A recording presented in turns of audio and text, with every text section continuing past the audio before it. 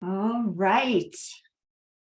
Hopefully, all the things in the tech world are working right now.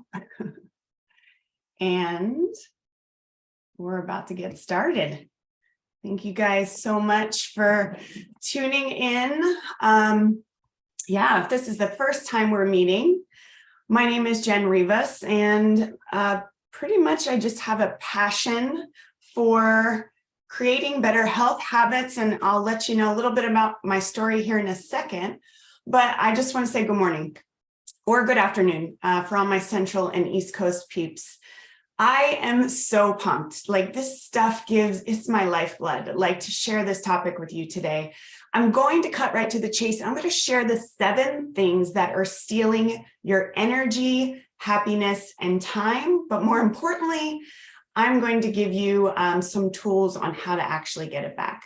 But first, listen, I have a favor. In order for you to really get something out of this, we have to go against what we as women are hardwired to do, right? And that is multitask.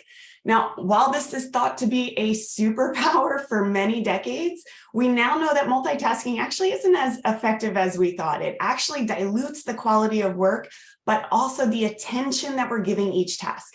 So my ask of you for the next 30, 40 minutes tops is you put down your phone, unless of course you're tuning in from it, close out your other computer tabs, just sit back, have a cup of tea or coffee with me, and give yourself this space and time to learn something that could really dramatically change your life. And lastly, please have an open mind. What I'm sharing with you, you honestly probably have already heard. This isn't necessarily new stuff. And you might be asking, so Jen, why the heck am I even tuning in here? Listen, the truth is, it's kind of like eating healthy and exercising, right? We all know what we should do, but do we actually do it? Not the majority of us. And why? It's because we lack the tools and skills to take that action step or create those habits that will get us to that finish line. So that's my goal today. I want to give you practical tools, ideas, and steps that you can take to make massive change. Cool? All right, awesome. Well, if you could do that for me, that's great. So let's get started. My promise to you.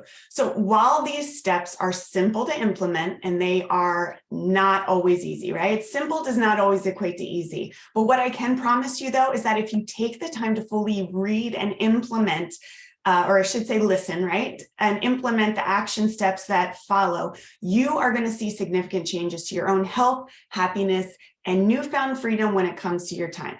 Now, because I want you to sit back and absorb as much as possible, know that you will be getting a copy of these slides in a very nice PDF format to reference back to. So as much as I know that writing down notes is definitely kind of helps things stick, feel free to do that, but don't feel like you're going to lose anything because I will be sharing those with you. So briefly about myself, I, over 8 years ago, actually 10 years ago now, gosh, I actually wrote this and created this sort of outline over 2 years ago. So in that time, it's been about 10 years since my life took a major turn. My daughter at the age of 3, she's 13 now, was rushed to the ER and later diagnosed with 2 autoimmune diseases.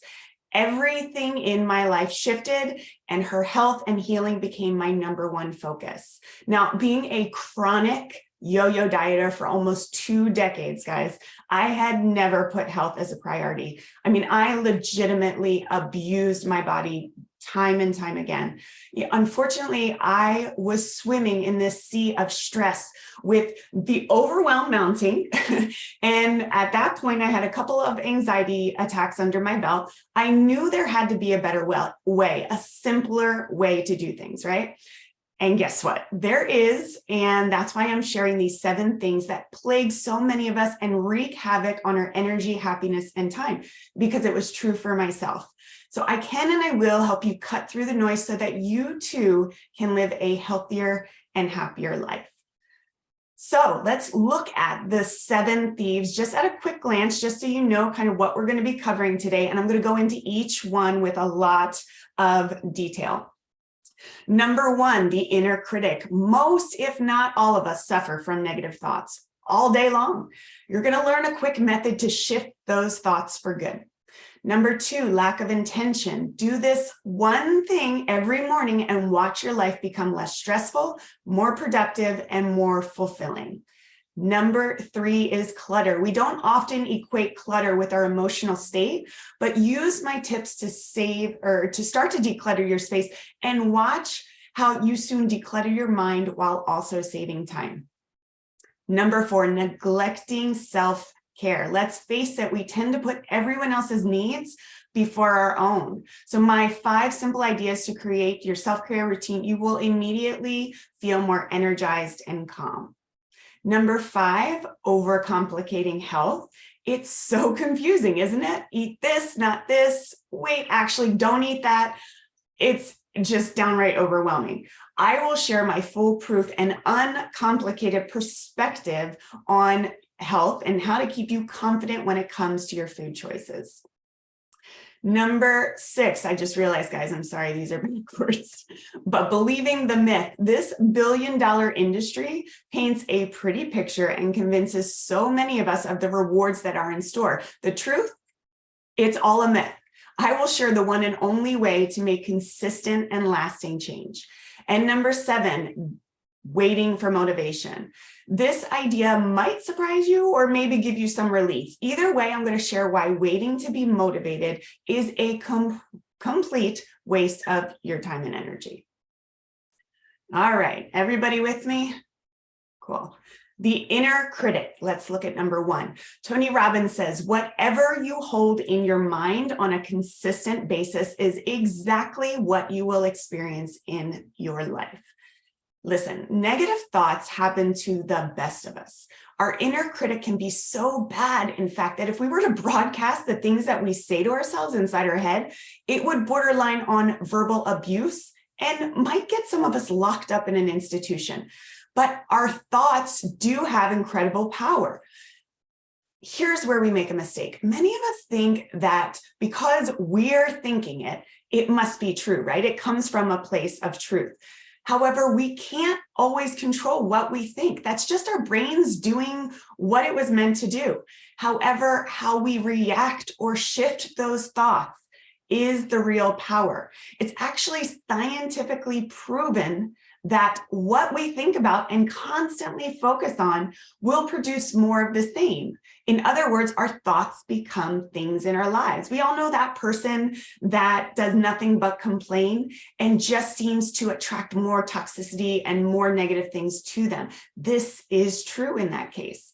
So if you're constantly listening to that voice that tells you you're a terrible mother or a complete slob or you're never going to lose the weight, well, then you're naturally going to fulfill those thoughts that you're allowing to take space in your head. If you want to learn how to flip the script, we're going to use my shift method to send your inner critic packing the next time those terrible thoughts start to creep in. Now, it may sound silly, and in fact, sometimes you have to fake the funk a little bit in the beginning, but you can actually retrain your brain and start to see significant improvement. Even, like I said, if you're just faking it at first. The more you repeat the process, the more it works. It's like retraining the grooves in your brain that have been hardwired over years, sometimes decades, right, of the same negative self-talk. It will take some repeating, but try it for a week, and I promise you, you're going to feel the difference. Before we go into the shift method, I want to introduce you to Perry. Perry's a good friend of mine. We've worked together for years. She was one of my actually probably first clients. She said, before I met Jen, I was stressed, overwhelmed, and anxiety ridden. And that's where Jen has saved my life in so many ways. I looked organized and put together, but beneath the surface, I was a mess. Jen has made this so easy, and she goes along with you on this journey. Not only has my home changed, but my mindset has changed too. I love it. And I love Perry. Thank you, Perry. So let's talk about that shift method, okay? I love to use acronyms. You're gonna find this throughout my entire presentation. I find it just helps me remember things better. So here's the truth. Shift stands for the S, stop and acknowledge. This can be actually one of the hardest parts because when we stop and acknowledge what's happening, we tend to judge ourselves, which is totally counterproductive of what we're trying to do. So instead of saying, you're so stupid for even thinking this, or see, you deserve this, we have to look at it without judgment and just stop and acknowledge that we're having a negative thought. So the H stands for hear your truth. Now, I'm a spiritual person. I'm a Christian, so I believe in this wholeheartedly, but I would venture to guess, whether you're spiritual or not, most of us can agree that there's a higher power at work and that you are not born by accident. Allow yourself to listen to the truth that your life has purpose and meaning, and the things that you're saying to yourself is just not true. I stands for I have a choice. Here's something that many of us forget. Your thoughts don't control you. You control them. Like I said before, our minds are just made to constantly be thinking, but those thoughts don't have to carry weight, right? We get to decide what we believe and what we don't. You have a choice on whether to let them spiral you down a path of self-criticism or lift you up into self-love. The choice is truly up to you. Now, this is where the magic happens with F. Flip the script. Now, try to flip the narrative and force yourself to think of something that brings you joy, that you're grateful for, or something even positive about yourself. Did you know that gratitude or feelings of joy cannot coexist with fear, negativity, and anxiety? Ladies, you can't be thinking about something that's great about yourself or something that you're even grateful for. Let it be your kids or your spouse or the birds chirping outside. You can't be feeling those things and also have that negative self-talk loop in your head. So this is a chance for you to flip the script. Even if this feels forced at first, remember I told you might have to feel like you're faking the funk a little bit. It will eventually become second nature. And it also just breaks up that negative stream, like I said. And T stands for thoughts become truth. Our thoughts, when we constantly focus on them, they will have their way with our mind. They will become our truth and our reality. It's just nature. It's the way it works. Where we put our attention will continue to grow. Focus on more positive thoughts and see what changes. I challenge you to do this for 1 week. Try the shift method and see how it starts to change and really shift you to more of a positive place. Moving on, number 2, lack of intention. John Atkinson says, if you don't run your own life, someone else will. Here's a crazy stat. And again, I put this together a couple years ago. I bet you this has climbed since then. Over 80% of us wake up to and go to bed to our phones. We are letting these tiny devices dictate how we start and end our day. When our phone is the first thing we reach for, it's usually to check emails, scroll our favorite social media app, or check the news. Well, here's a news flash for you. Most of it leads us down a path of stress, overwhelm, anxiety, and of course, comparison, right? We're looking at fake book. We're looking at everybody's best version of their lives, and it leads to comparison. To make matters worse, we're often going to bed, and I don't know if you can relate to this.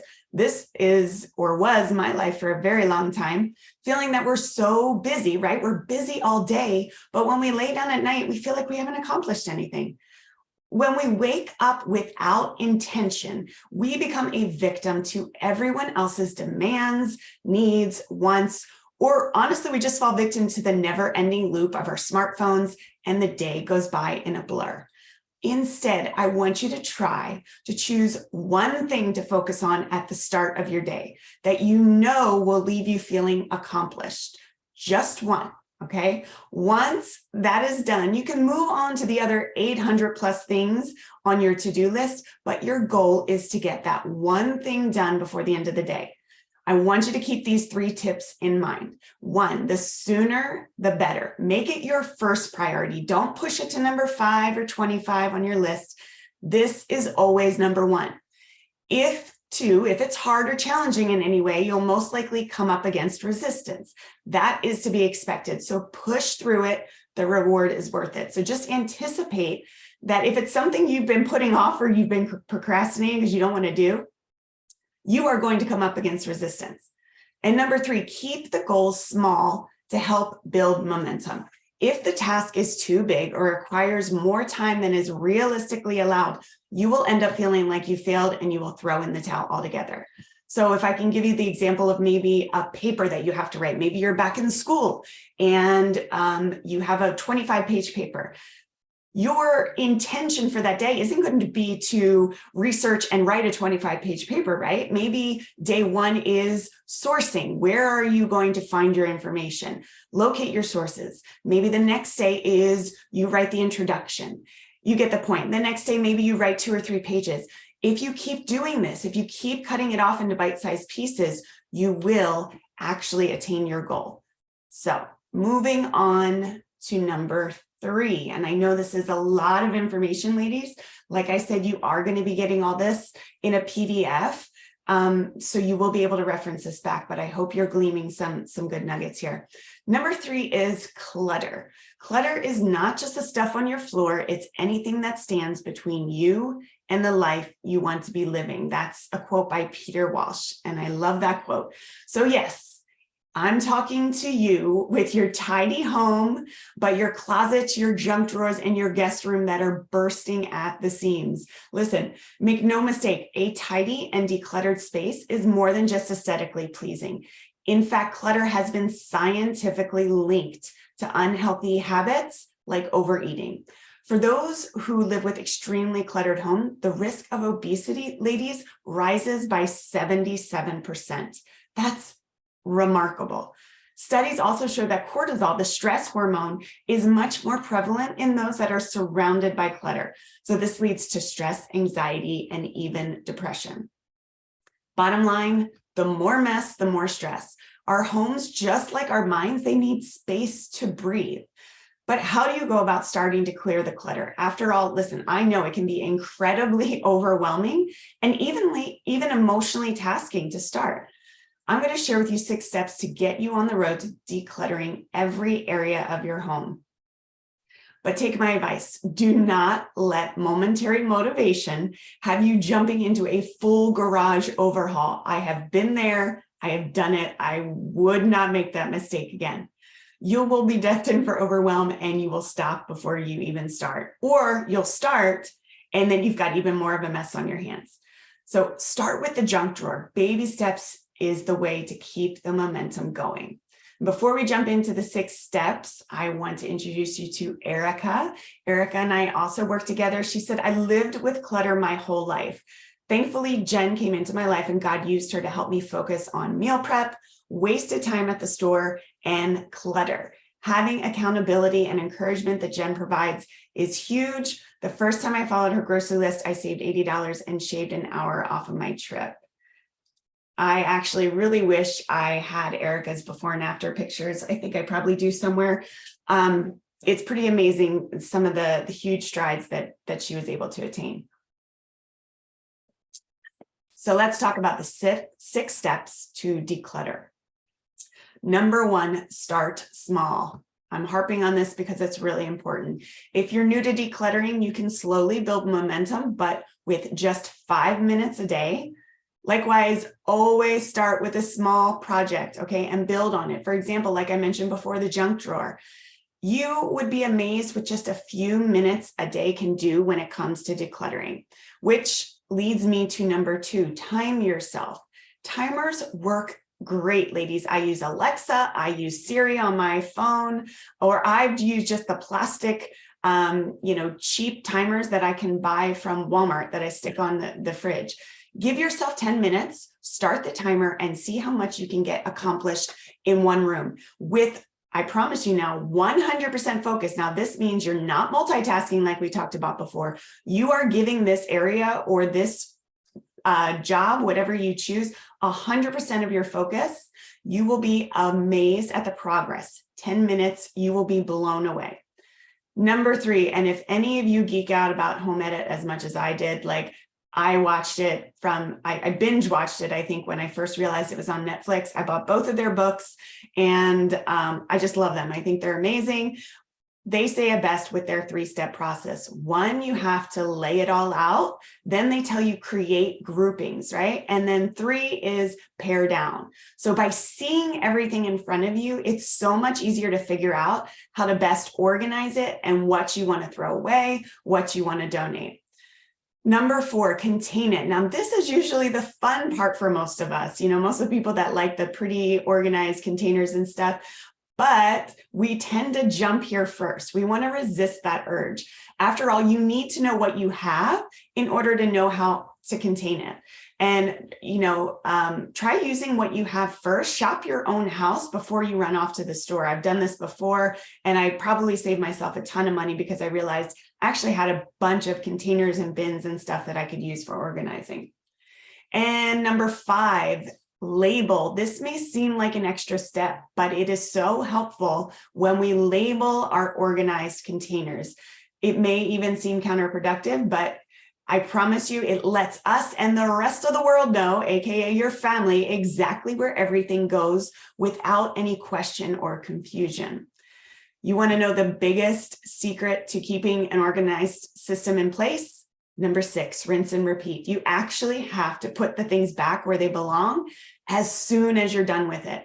What will take you only seconds will keep your clutter at bay. So don't get lazy on me. As soon as you're done using it, once everything has a place, you'll find it so much easier to actually put it back. All right, moving on to number 4, neglecting self-care. Self-care is giving the world the best of you instead of what's left of you, is a quote by Katie Reed. I actually, when I was just going through a quick practice run of this, I got choked up at this part because, ladies, one thing that is consistent when it comes to women is that we have a heart to serve and care for others. And while this is extremely noble and an endearing quality we share, it is killing us when it comes to our time, our sanity, and our energy. Listen, I know that there's a stigma around self-care, right? It can feel very selfish, but that couldn't be further from the truth. If you are not taking the time to fill your own cup, then you have absolutely nothing to give to others. Here are just 3 easy ways to steal back some of that much needed time for self-care. Number 1, delegate. Have your kids help out with chores. Ask a friend to pick up your kids or ask your spouse to make dinner. This has changed the game in my home. And I do have my husband to thank for a lot of this. He insisted that our kids at a young age started chores. I rarely have to do the dishes or laundry anymore. My girls are now 13, 11, and 6. Now the 6-year-old, not good for too much when it comes to chores, but my 11 and 13-year-old are huge helps. And so you need to teach your kids the importance. Now they do get paid. In our house, we decide to reward them with an allowance because we also want to teach them about budgeting and about money, but that's completely up to you. But it is important you delegate some of that stuff to your children if they are still in the house. And ask your friends and your spouse. Have people chip in. They are more than likely willing to help you. 2, cut out what's not serving you. Do you engage with things like social media time sucks, maybe sweeping the floor 5 times a day, or you're watching 2 hours of news? Maybe you're going to the grocery store 3 times a week. Find ways that you can shave off some of these things and you will win back precious time that you are losing right now. When I did a hard check on what it is I spend my time doing during the day, I put sweeping 5 times because I found out that I actually do like a quick sweep 5 times a day at one point in my life. And I was like, why am I doing this? And, I save myself 20 minutes a day. It's huge. It's the little things that add up. And number 3, my third tip to you is to say no. A funny thing happens when you start to respect your time and start to say no to things that intrude on your much needed me time. Other people will start to respect it too. Now, this doesn't need to be done in a very rude or uncaring way, but you need to set up boundaries. Prioritize and prioritize and carve out time to unplug and then watch the magic happen. Here are 5 easy ideas for self-care. Number 1 is to jam out. I don't know about you, but I've got my favorites playlist. And when I listen to a song that makes me happy, if I get out of my chair and physically make my body move, it will instantly change your stress level and your mood. When you play one of your favorite songs, you get a hit of dopamine in the brain. It will instantly lift your spirits. It's miraculous. A quick walk, get outside. Nature not only makes you feel better emotionally, but it also contributes to your physical well-being. It reduces blood pressure, heart rate, muscle tension, and the production of stress hormones. You guys, getting outside is important. Again, a super simple and no cost to you way of boosting your self-care routine. Number 3, and this one always comes up with some resistance when I talk to women, get up earlier. I would always say, I'm not a morning person.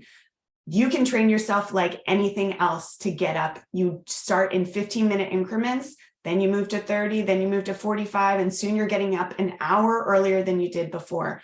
This way, you're not rushing through your day in a haze with a cluttered mind. Another bonus is you have some more time for stress-busting self-care activities like enjoying a cup of coffee in peace and quiet. It makes all the difference. Number 4, treat yourself. Now, it doesn't have to cost money. Again, this could be as simple as a hot bath or as extravagant as a week-long vacation. The bottom line, it doesn't need to cost a lot of money to treat yourself to something that brings you joy. A good book and a latte might be just what you need to recharge your batteries. And number 5, a social media detox. Now, apart from the obvious, freeing up more time, a social media detox has been shown to improve self-esteem, reduce anxiety, reconnect with people because you actually have time to call people and enjoy the present moment more. So definitely give those 5 ideas a try for self-care. We're on a roll here. Number 5, overcomplicating health. Michael Pollan, I love this quote, eat food, not too much, mostly plants. You just love the simplicity of it, right? But I'm sure most of you are already like, okay, cool. Like that doesn't help me at all. I've heard it before. So why do we struggle so much with this idea of what is healthy? It's incredibly confusing and overwhelming, isn't it? One week, the media is telling us eggs are great. The next week, they're terrible. They make your cholesterol levels skyrocket. They increase your chances of cancer and can lead to blindness. It's like, seriously, what? And then the next week, it's something different. So while I never believe in a one-size-fits-all approach to a diet, I do want to share a few guidelines that will have you sidestepping the next eat this or don't eat this frenzy in the media. So to make it simple, we're going to use the word clean to illustrate the 5 checks and balances that food should clear in order to deem it healthy. Now, listen, I know there's going to be exceptions, but the more you stay in line with these suggestions, the better you can feel about truly making healthy choices, regardless of the latest hype in the media. And first, we'll meet Jamie, another dear friend of mine. She says, Jen is a breath of fresh air when you're feeling like you are suffocating with life's worries. We know what we have to do, but it all becomes so overwhelming. She not only helps you at the starting line, but sees you through to the finish line. She'll help you transform your life just 15 minutes at a time. Now, I brought Jamie into the loop with this particular topic because one, I know that she was really struggling. She knew all the things she had to do, but just needed like some real hard guidelines on what it meant to eat healthy. And I love that she mentions the 15 minutes at a time. You guys, it takes 15 minutes a day to change your life. I will stick to this till the day I die. We have to make it practical. We have to make it simple. We are busy women. We have a lot going on. And if you're going to make changes, I believe in making them as simple and as practical as possible. So that's why I always use the 15-minute rule. So let's look at the 5 guidelines to clean food. Okay, the C stands for comes from a plant. Ask yourself, does this food come directly from a plant? Was it picked, plucked, or pulled from the earth? If so, it's a great choice. For example, an apple versus apple pie, right? So don't argue with me that apple pie has apples in them. I think we could all agree it's a far cry from the original form right off the tree. So does it come from a plant? Is it a whole food? L stands for limit the added sugar. So thanks to the FDA, we as consumers in about 2020, they made it a new law that they had to add the amount of added sugar to labels. So if you look at any of your nutritional labels, it will have sugar and then underneath the total amount of added sugar. So when in doubt, check the label and opt for those products with 0 or low added sugars. E stands for Eat the Rainbow. Now, our SAD diet, our standard American diet, true to its name, has sadly become beige and lacking in color. The color of our food actually illustrates the different vitamins and minerals it contains that our body needs to function properly. The more colorful the plate or your plate, the better choice you're making. Now, I don't know about you, but this is, man, it is a thorn in my side when it comes to lunches at schools, because the plates have just become brown and beige. And that's when I say eat the rainbow, and kudos to those schools that are making those changes, but you should see a variety of colors on your children's plate. A, avoid processed foods. Now, I'm hoping this goes without saying, but the more you avoid highly processed foods and drinks, the better you are going to feel.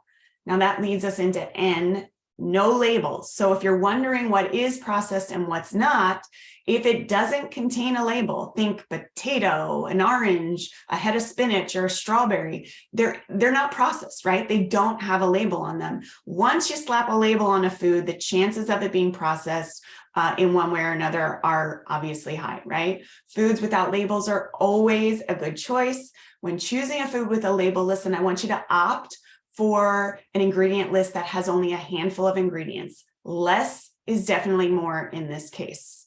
So keep those guidelines in mind when choosing foods for you and your family. And we've got 2 more. We are almost there. Number 6 is believing the myth.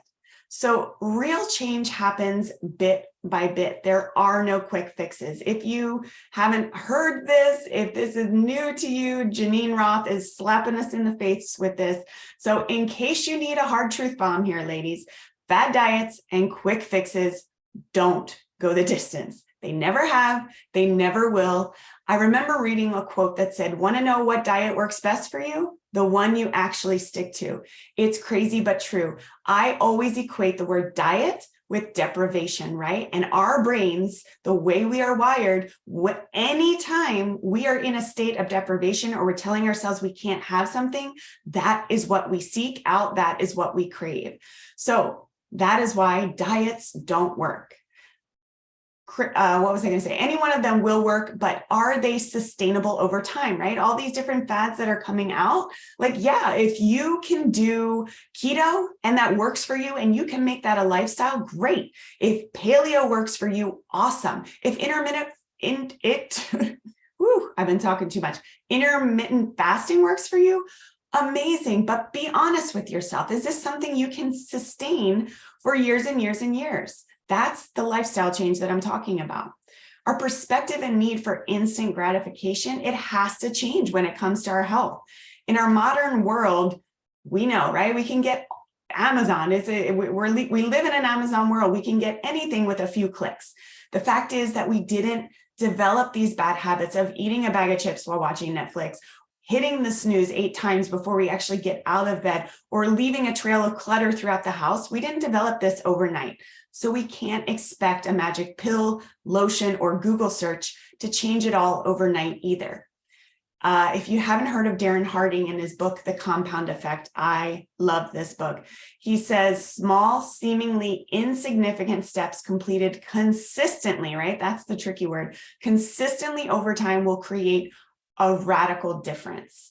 And that is what I'm trying to get across today. We can create massive change in our lives. It just takes consistency in small, bite-sized, practical pieces. So while it may be frustrating to hear that a quick fix isn't the answer, it's also reassuring, I hope, to know that real change is possible. It just starts with one small step. If you fundamentally understand this and believe this to be true, you can change anything in your life. It is limitless. And now on to number 7, waiting for motivation. I had to take a sip. There will never be a right time. Stop waiting and start doing. Mel Robbins, she's another one to look up. She is amazing if you don't already know her work. But here's the thing, motivation's a funny thing. We find ourselves waiting until we're motivated to start that diet, to start that class at the gym, to start the business plan. So what do?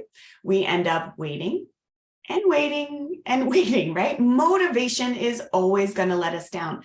You are never going to be excited to do the hard stuff, and you're never going to be ready to do the hard stuff.